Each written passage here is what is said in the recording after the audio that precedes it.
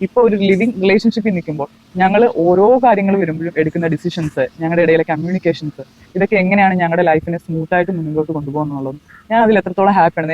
എനിക്ക് തോന്നുന്നു എൻ്റെ ഫ്രണ്ട്സൊക്കെ ഇപ്പോൾ പറയാറുണ്ട് നീ പഴയതിനേലും കൂടുതൽ സുന്ദരിയായിരിക്കുന്നു എന്ന് പറയാറുണ്ട് എൻ്റെ ഓരോ ഫോട്ടോസ് കാണും. ബിക്കോസ് ഞാൻ മനസ്സുകൊണ്ട് ഹാപ്പിയാണ്. ഞാൻ ഈ റിലേഷൻഷിപ്പിൽ അത്രയും ഹാപ്പിയാണ്. എനിക്ക് എന്തും ഷെയർ ചെയ്യാൻ പറ്റുന്ന.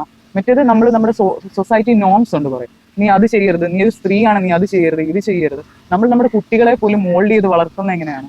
നീ സ്ത്രീ ആണെങ്കിൽ അല്ലെങ്കിൽ നീ ഒരു പെൺകുട്ടിയാണെങ്കിൽ ഇന്ന കാര്യങ്ങൾ ചെയ്യരുത് എന്ന് പറഞ്ഞു കൊടുത്താണ്. നമുക്കറിയാം ഇപ്പൊ ഈ ഫെമിനിസം പോലുള്ള കാര്യങ്ങൾ എന്താണ് നമ്മുടെ സമൂഹത്തിൽ വളർന്നു വരാനുള്ള മെയിൻ കാരണം എന്താണ്? നമുക്ക് തുല്യത വേണ്ടത് എന്താ? ഇപ്പൊ ഒരു പുരുഷൻ തെങ്ങ് കയറുന്നു, ഒപ്പം സ്ത്രീയും തെങ്ങ് കയറുന്നതിലല്ല തുല്യത എന്ന് പറയുന്നത്. അവർ ചെയ്യുന്ന രണ്ട് കാര്യങ്ങൾ ഒരേപോലെ കാര്യങ്ങൾ അവർ രണ്ടുപേരും ചെയ്യുമ്പോൾ അവർക്ക് രണ്ടുപേർക്കും ഒരാൾ ചെയ്യുന്നതിൽ, പുരുഷൻ ചെയ്യുന്നതിൽ മാത്രം എന്തൊക്കെയോ വലിയ മഹത്വം കാണുകയും സ്ത്രീ ചെയ്യുന്നതിനെ അത് നിസ്സാരമായ ഒരു കാര്യമായി നിസ്സാരവൽക്കരിക്കുകയും ചെയ്യുന്നതുകൊണ്ടിട്ടാണ് നമ്മൾ ഫെമിനിസം പോലെയുള്ള മൂവ്മെന്റുകൾ നമ്മുടെ സമൂഹത്തിൽ കൂടി വരുന്നത്.